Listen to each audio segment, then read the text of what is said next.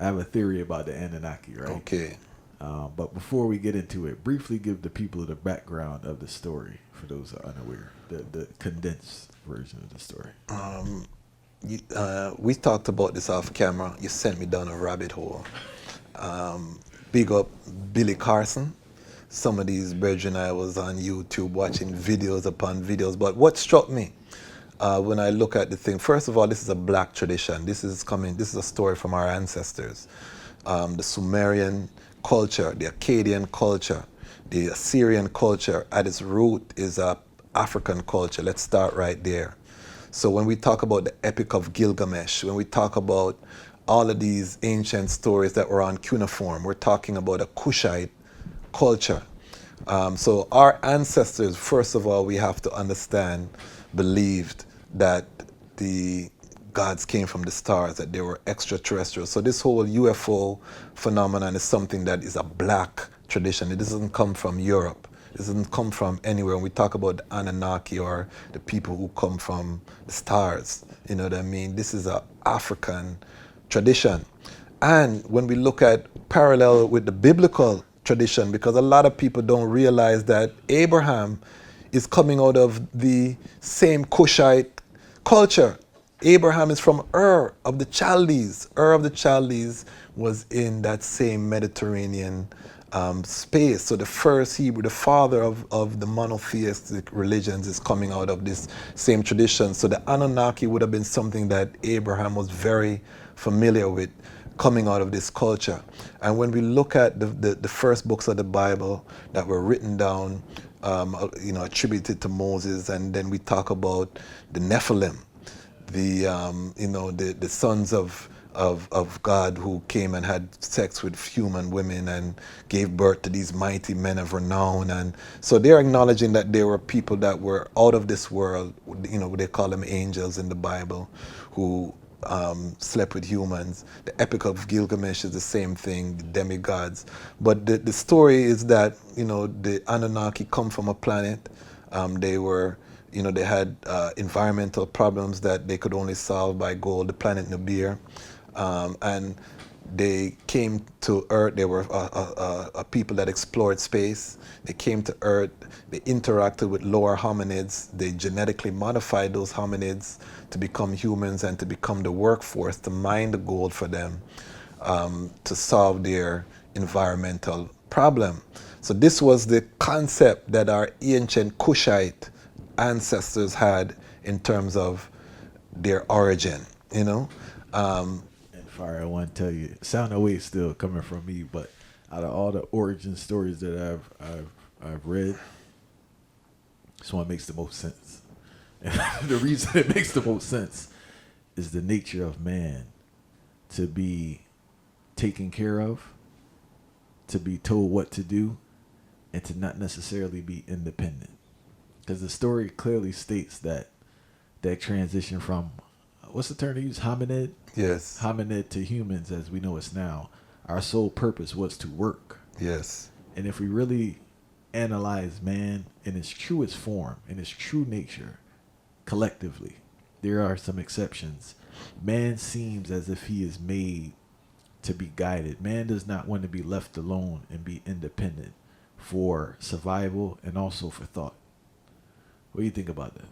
I agree. And if we look at the monolithic structures around the creation, it's clear that there was an advanced civilization that predates recorded history. We look at Turkey, Göbekli Tepe, which I was looking at something that people call the Naftufians, so that they say may have predated the Sumerians that gave rise to the Sumerian culture, which were also black people. That they're now thinking that they were the constructors of Göbekli Tepe. And if you don't know, and I learned about this from Joe Rogan, Graham Hancock watching, they never say these people are black, by the way. But they talk about, if you look around the world, there's these structures with huge monolithic stone structures that, ancient people should not have been able to build. And these temples are all around the world. They keep finding them, blocks that are tons and tons. It's not just a pyramid. So when you talk about extraterrestrial civilization coming. It's not far-fetched.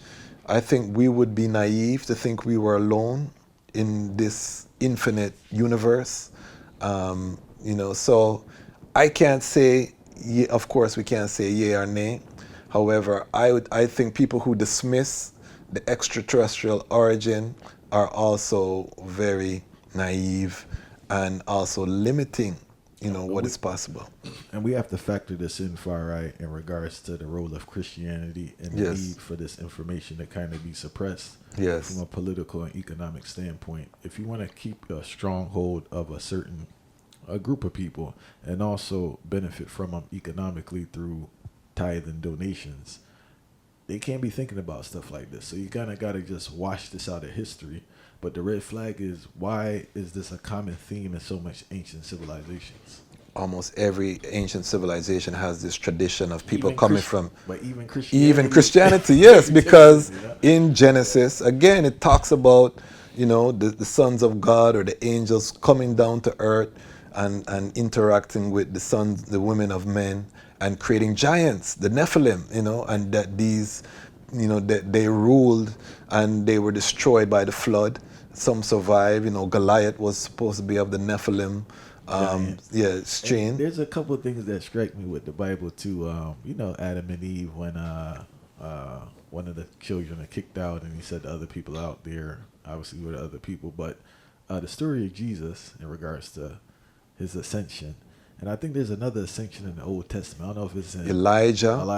You right? also have Enoch, who went to the, and this is where the connection with Ethiopia comes in, because in the book of Enoch, which the only fully preserved copy of the book of Enoch is in the Ethiopian Bible.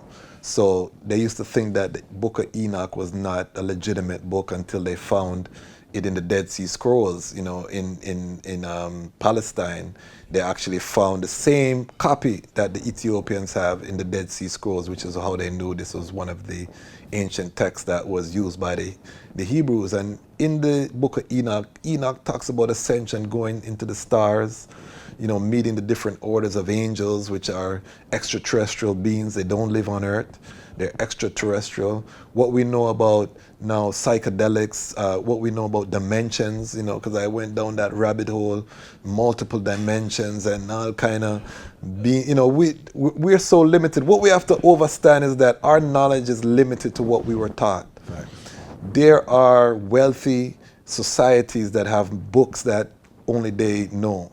When a man go to an archaeological site, don't feel like everything go a museum when they find certain knowledge and certain information. Everything that's stolen. No, there's a huge black market of, and this is, some of the secret societies and Masonic orders. These are some of the secrets that they hold within their mystery schools and their secret societies. This ancient knowledge that was passed down from generation to generation, written down in these tablets. A lot of this probably would have been in the Library of Alexandria before it was burned down by Alexander the Greek. So all of these things, we can't, our knowledge is very limited. You know what I mean? If I had told someone in the 1800s that we would be doing FaceTime right now, they would say it's magic. But it's technology that we just weren't exposed to. So there are things from that time, when you look at the alignment of the pyramids with the heavens, when you look at most of these temples around the world are lined up with the stars, It's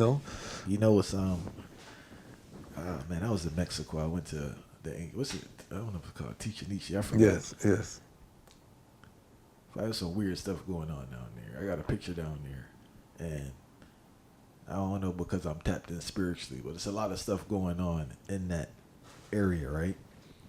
And that's just one site that I visited. But a lot of these sites, the materials that they use or the stones that they use aren't indigenous to that area. Okay. That's the weird part. So I forgot the spot up there, way up there in Peru. Mm-hmm. But those stones, this is documented history. Yes. Those stones are not from that area. So, how do these things get there? And how are they made? And we're talking about stones that are hundreds of... bigger than this building. Yeah, bigger than a building, exactly. One stone. So this is why we don't know. And this is why we can't dismiss, other hand, these theories. And I think we've internalized the ego of Europeans in regards to the need to categorize everything. Yes. And because they can't categorize, what I've noticed historically is that when they can't categorize things, they dismiss it. It's true, and most, as I said, we have to understand the Anunnaki, all of these. This is our black tradition. When we talk about the African Hebrews, this is a black tradition. When you talk about the angels coming down, these are things that our ancestors. We talk about the Nile Valley civilization with Heru and, Aset and all of these things, which again, you're looking at extraterrestrial type of manifestation. All of our God stories, our origin stories are dealing with, when you look at them, extraterrestrial beings that come as gods, that come down to earth, whether it's Amen Ra, whether, you know what I mean? All of these are dealing with extraterrestrial sources. So as the African, this was part of our cosmology from the beginning of recorded history, or before the beginning of recorded history. We've always had this relationship to the stars, the Dogon people, who say they came from Sirius B and all of these things, these oral traditions that have been passed down. So I don't dwell too much in it, because day to day, I don't really know how much it's going to help me. But I'm not arrogant enough to dismiss these things out of hand. I deal with His Imperial Majesty Emperor Haile Selassie I first as the Almighty, born of a man and a woman, because to I, that is the biggest miracle, even more than Yeshua, because they say he was an immaculate conception. I can't relate to an immaculate conception. I have a father and a mother. So to me, His Majesty, knowing he's born of a man and a woman, fully human, fully divine, according to us as Rastafari, to I is the inspiration and the practical manifestation of that divinity that I need to guide me. However, again, His Majesty is the defender of the Bible, and the Bible carries this same extraterrestrial story. Come and let us make man in our image. Whose image? You know what I mean? Who is this making man in our image? That means somebody was here before the earth was established. So if we look and use with common knowledge, we still reach that extraterrestrial, even if you're taking it from a biblical origin. So there's no African tradition that's not going to take us into the stars. You know what I mean? So I am not arrogant enough to dismiss these things out of hand. Big up Priest Fagan, who are wait upon the spaceship up, you know what I mean? Because enough people laugh after Priest Fagan. He said he saw the spaceships and thing. I can't laugh after him, because again, our experience is so small, and the more you read, the more you go into the ancient text, the more you read just information, generally the more you know you don't know, and the more humble that you have to become to know that things are going to happen. And in the next... But Farrakhan always talking about the spaceships too. You see? People don't really hear that. I don't know, they ignoring it, but I've heard Farrakhan in numerous presentations talk about spaceships and the return of the spaceships more than anything. Okay, I see. I didn't know that. So we can't dismiss these things. This is not a central tenet or teaching of Rastafari. Again, we want to deal with the thing practical, because I don't want you to wait upon a spaceship and you have 5 baby mother around the corner. You know what I mean? And you tell me about spaceship. You understand? Let's focus on the practical, but we can't dismiss these things, and I think it's good to learn about them, to read about them. I'm actually writing a fiction book right now that takes some of this history and puts it into, a cosmology, because I look at what they've done with the Marvel Cinematic Universe and Thor and this and that, and we have so many stories of our mythology that takes us through the universe and through the cosmos and all of these things that we could be using to educate our youths about the actual history. So I'm fascinated by it, and I think it's something that every black person should be familiarized with. I don't subscribe to Darwinism, that we just single-celled molecules just started to magically evolve, because that goes against entropy and things that break down. Things don't just automatically start becoming more complex. You know what I mean? So I think there are some issues with Darwinism. Yes, evolution, things evolve, but what's the genesis? You know what I mean? This is where we have to look at. So I'm not against, and I think that it bears close examination. And I'm not going to be surprised because we're in the time now in the next 10, 20 years if some spaceship come. I'm not going to, you understand?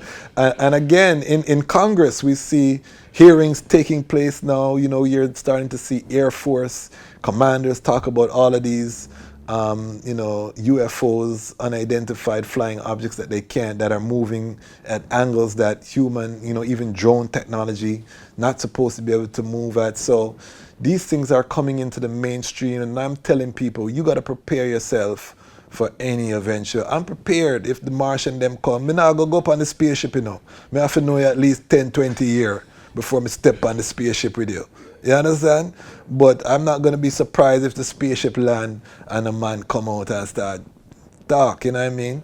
Now that could also be psyops. They could also be a military and a man dress up and distraction. Any card can play right now. We're going to see some crazy things in the next 10 years. Remember me tell you.